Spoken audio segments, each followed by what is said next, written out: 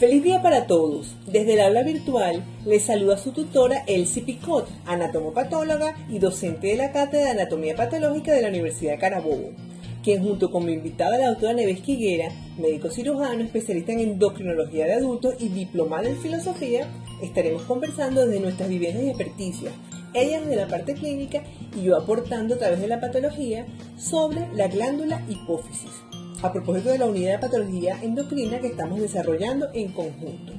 Hola Nevesca, muchas gracias por abrir de nuevo un espacio en tu agenda y acompañarnos en este proyecto académico que surgió en medio de la pandemia por el SARS-CoV-2 como respuesta a las necesidades académicas de nuestros estudiantes de alma mater, mientras sorteamos la emergencia monetaria compleja, la reconversión monetaria y otras precariedades que solo demuestran que la sed de aprender y enseñar no se doblega ante nada. Así es, y por eso yo encantada de estar aquí contigo, acompañándote en este proyecto maravilloso, porque si bien es cierto que existe esa realidad en nuestro país y a nivel mundial, pudiéramos decir, y es algo que no está en nuestras manos por ahora cambiar, pero sí lo podemos contrastar con estas actividades donde ahí estamos aportando algo a nuestros estudiantes, estamos repasando y reafirmando nuestros conocimientos y estamos compartiendo nuestras experiencias, cosa que nada ni nadie nunca nos podrá quitar. Por eso es que la mejor inversión que uno puede hacer es en lo que aprendemos, académicamente y vivencialmente. Maravilloso. Bueno, me conmueve profundamente, pero vamos a arrancar con la hipófisis, que es una glándula en forma de guisante que mide 12 por 10 por 9 milímetros y pesa entre 0.4 y 0.9 gramos cuando hablamos del adulto. Está localizada en la base del cráneo sobre la silla turca. Tiene a su vez un doble origen neurológico, lo que refleja sus diferentes estructuras y su diferente función. Desde el punto de vista embriológico, esta glándula se forma entre la 11ª y 16ª semana de desarrollo embrionario.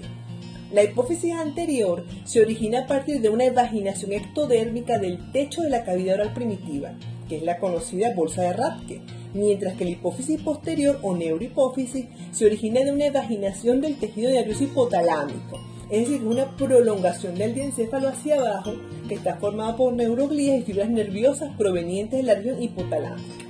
Desde el punto de vista histológico, la hipófisis anterior está irrigada por la fina red capilar que drena en las venas hipofisiarias y por tanto en el seno carotido y la circulación sistémica. Además contiene 5 tipos de células endocrinas, cuya distribución es variable dentro de la glándula. Entonces, anteriormente, a través de la histoquímica, que son las llamadas coloraciones especiales, de manera tradicional se clasificaban las células de la hipófisis anterior en 3 grupos: las acidófilas, cuyo citoplasma se teñía con colorantes ácidos; las basófilas, cuyo citoplasma se teñía con colorantes básicos y el ácido periódico de Schiff; y teníamos las cromófagas, cuyo citoplasma no se teñía. Sin embargo, actualmente esa clasificación se modificó porque ahora a través de la inmunistoquímica se puede determinar cuál es el contenido hormonal que tenga el citoplasma de cada una de esas células. Entonces, se sabe, por ejemplo, que las células acidófilas son las células somatotropas y las lactótropas, mientras que las basófilas son las células tirotropas, corticotropas y gonadotropas. En el grupo de las cromófagas, no se incluyen en la parte de las hormonas porque por su naturaleza pudiera ser cualquiera de ellas. Entonces, en ese orden de ideas, querida amiga, me gustaría que hicieras, antes de hablar de los tumores y de las patologías, que le dieras a los muchachos un refrescamiento sobre la fisiología de este órgano tan importante. Bien, fíjate, recuerda que ayer hablamos en tiroides sobre la retroalimentación o feedback negativo. Bueno, la hipófisis es la glándula maestra que forma parte de ese eje llamado hipotálamo hipofisiario. La hipófisis es la glándula que comanda la mayor parte de las glándulas endocrinas a través de su secreción. Ella estimula, por ejemplo, al ovario, a los testículos, a la tiroides, a la glándula suprarrenal, a los huesos, para que a su vez ejerzan su función, produzcan su secreción. Y la hipófisis se autorregula, regula su secreción a partir del producto de sus glándulas efectoras. ¿Okay? De igual manera, ella es controlada o es estimulada por el hipotálamo a través de esa red que nombraste, la red porta hipoficiaria, donde el hipotálamo segrega hormonas o factores que estimulan a la hipófisis para que a su vez produzca su secreción. Y el hipotálamo se regula por la concentración de esas hormonas hipoficiarias en sangre. Ahora bien, ¿cuáles serían entonces las enfermedades más frecuentes que se ven en la adenohipófisis? Exacto. Vamos a dividirlas igual como hicimos en tiroides en aquellas que tienen que ver con la función y aquellas que tienen que ver con la parte estructural. En las que tienen que ver con la función, básicamente vamos a ver dos tipos: las que donde hay destrucción de la glándula y por consiguiente no hay secreción de hormonas, y donde hay sobreproducción de hormonas. En donde hay destrucción de la glándula, las causas más frecuentes son las de origen autoinmune, que son las hipofisitis autoinmunes, las de origen hemorrágico y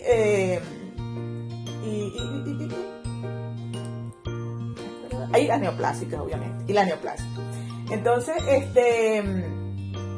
dentro de las de origen autoinmune o las de origen hemorrágico, va a ocurrir lo que llamamos un hipopituitarismo, que puede ser total, donde hay una destrucción total de la glándula y hay ausencia de secreción de todas las líneas hormonales, o puede ser parcial, donde pueden haber secreción de algunas y de otras no. Dentro de la hipofisitis autoinmune es la que suele ser más severa y producir un hipopituitarismo total. Okay. Dentro de la hemorrágica está el conocido síndrome de Sheehan, que es el que ocurre en el posparto inmediato en aquellas mujeres que han tenido una pérdida severa de sangre. Y esta puede ser también total o parcial. Por cierto que a propósito que estamos hablando de los estudiantes, una de las características clásicas en el síndrome de Sheehan es que la mujer no lacta, y eso puede llamar la atención de que hubo un hipopituitarismo total o parcial a nivel de la hipófisis. Bueno, continuando con la patología. La otra causa de hipopituitarismo es cuando hay ablación de la glándula desde el punto de vista quirúrgico. ¿Sabes que me gustaría que le recordaras a los chamos, cuando estás hablando de la destrucción sistemática de la glándula, cómo es eso que conversábamos en tras cámaras sobre cuál es la manera en que ellas se van destruyendo? Ok, sí, la sabiduría del organismo, que cuando ocurre destrucción de la glándula por estas condiciones, sobre todo las tumorales, la pérdida de la secreción de las hormonas ocurre desde la que no comprometen la vida hasta la última, que es donde puede estar comprometida la vida, como es el cortisol. Primero se pierden, digamos, las menos relevantes en ese aspecto, y la última que se puede perder en secreción es el cortisol, que es absolutamente necesario para la vida. Fabuloso. Desde el punto de vista histológico, la destrucción completa es la expresión de extensa hemorragia, necrosis, y por supuesto que no se ven las características arquitecturales de la célula. Así es. Bueno, en cuanto a la patología tumoral, que es la que altera la estructura, está estrechamente relacionada también con la parte funcional, porque la patología tumoral se tiene que ver con la célula secretora, está formada por aquellas células que producen hormonas. Sin embargo, ya no era lo que tenía que decir. La patología tumoral está estrechamente ligada también a la parte funcional, porque en los tumores vamos a ver dos tipos: los tumores funcionantes y los tumores no funcionantes. Los tumores funcionantes son aquellos que producen hormonas, que están formados por células que producen hormonas, y los tumores no funcionantes no van a producir hormonas. Dentro de los funcionantes, el más común, el más frecuente, es el prolactinoma. El prolactinoma está formado por células lactotropas, que son las que producen prolactina. La prolactina es la hormona que estimula a la mama para que produzca leche. En consecuencia, ella solamente va a estar elevada en condiciones normales cuando la mujer está embarazada. Por eso, la manifestación clínica del prolactinoma en la mujer ocurre de manera muy temprana, y por eso lo podemos descubrir tempranamente como microadenoma. Es decir, es una lesión que no ha alcanzado, no ha abarcado todavía el tamaño de la glándula. ¿Y cuáles serían esos tips que tú le darías a los estudiantes para que ellos puedan detectar una paciente sospechosa de un prolactinoma incipiente? Bien, el prolactinoma, las manifestaciones clínicas más frecuentes o digamos, clave son la secreción por las mamas, una de las cosas por las que más frecuentemente consulta la mujer, la secreción por las mamas llamada galactorrea, y los trastornos menstruales. Y esos trastornos menstruales pueden ir desde la oligomenorrea, es decir, ciclos menstruales irregulares, hasta la amenorrea, es decir, que no dejan de ver reglas por un tiempo mayor de 6 meses. Entonces, y eso, por supuesto, promueve la infertilidad, que es otra de las razones por las que la mujer consulta. O sea que yo le puedo decir a mis estudiantes que la citología de la secreción a través de la mama es clave para el diagnóstico de prolactinoma. ¿Qué me dirías tú de tu experticia? Bueno, si el médico se encuentra en un área donde no puede medir hormonas y tiene dudas sobre el tipo de secreción, la citología de la misma lo orienta para confirmar que es una galactorrea, porque la mama puede tener otro tipo de secreción. Severísimo. ¿Y qué otro tumor, aparte del prolactinoma, se puede ver con cierta frecuencia? Bueno, antes de pasar ahí, otro dato importante desde el punto de vista clínico es que el prolactinoma en el hombre, obviamente no vamos a tener síntomas hormonales, porque aunque puede haber una disminución de la libido, no es algo que el paciente note de una manera franca. Entonces, los síntomas hormonales en el hombre van a estar disminuidos, no van a estar presentes, porque no va a haber, él no va a tener galactorrea y no tiene ovario para tener problemas menstruales. Entonces, en el hombre lo que va a predominar son los síntomas compresivos, porque en el hombre, como va a consultar más tardíamente, el tumor va a alcanzar mayor tamaño. Entonces los hombres suelen tener los macroadenomas, que son aquellos que abarcan el tamaño de la glándula y la rebasan, es decir, tienen más de 1 centímetro de diámetro. ¿Y cuáles sean los síntomas? Y en este caso, los síntomas compresivos van a ser visuales, porque la hipófisis está un poco por debajo del quiasma óptico, y como ella crece hacia arriba, va a presionar el quiasma y va a haber daño de las fibras nerviosas que inervan la parte lateral de la retina. Y por eso el trastorno visual que vemos con más frecuencia en los macroadenomas hipofisiarios son las hemianopsias temporales.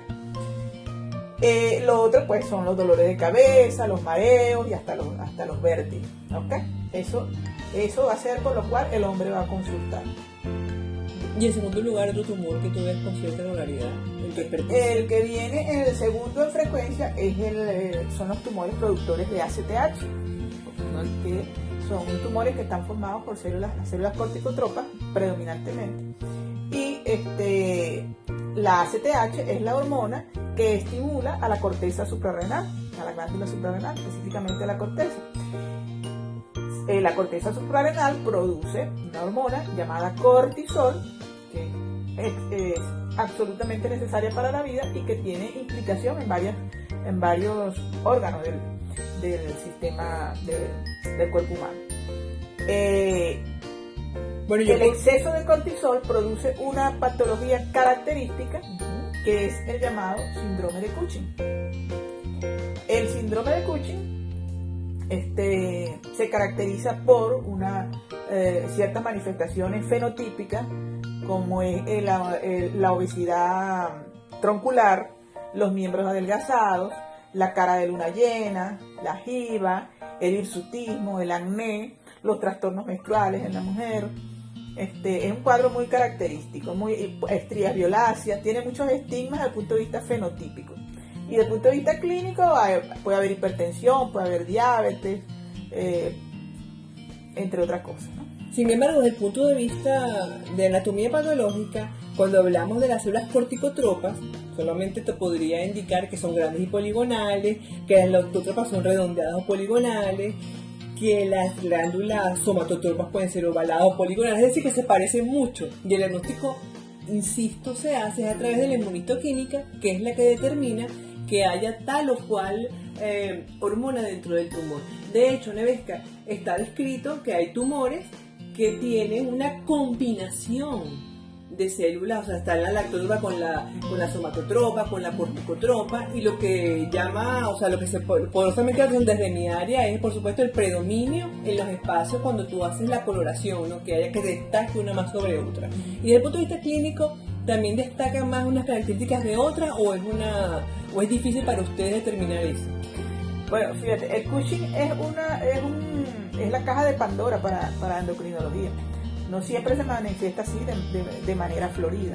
¿Okay? Y incluso no puede no tener el fenotipo característico. Pero siempre hay un elemento que lo hace sospechar, ¿no? Por ejemplo, las estrías violáceas son exclusivas del síndrome de Cushing. Tú ves unas estrías violáceas, tienes que medir cortisol, tienes que estar muy pendiente de eso porque muy probablemente haya un problema allí de Cushing. Pero bueno, la sintomatología es variable, mucho va a depender ahí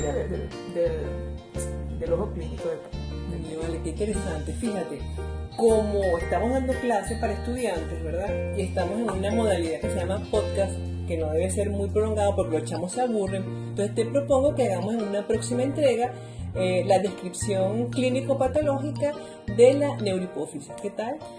Sí, excelente. La neurohipófisis también tiene mucha tela que cortar. Se nos quedó en el tintero el adenoma productor de GH, hormona de crecimiento. Ah, bueno, aprovecha, dale. Que es el que se caracteriza por el cuadro clínico de acromegalia. La hormona de crecimiento tiene su mayor relevancia es cuando estamos precisamente en el periodo de crecimiento, en el niño y adolescente. Pero ya en el adulto la secreción de la hormona de crecimiento empieza a disminuir en condiciones normales. Cuando aumenta la producción de hormona de crecimiento empezamos a ver estimulación de los huesos planos, porque ya los núcleos de osificación, que es por donde crece el hueso, están cerrados una vez que no alcanza el desarrollo. Entonces la hormona empieza a activar a los huesos planos y por eso vemos son esas personas con aumento de la fascie, aumento de las manos, aumento de los pies. Es una de las cosas características. Ese diagnóstico lo hacemos clínicamente. Es la fascie del acromegálico el que nos hace sospechar que puede haber un problema de ese tipo. Y qué bueno que lo dijiste, porque el 50% de las células, o sea, de los tumores que se ven en la hipófisis anterior, o sea, el 50% de las células que ocupan la hipófisis anterior son células somatotropas. Entonces no podíamos dejar de hablar de ellos. Claro. Bueno, vale, entonces besos, abrazos, muchachos, muchas gracias por su presencia, por seguirnos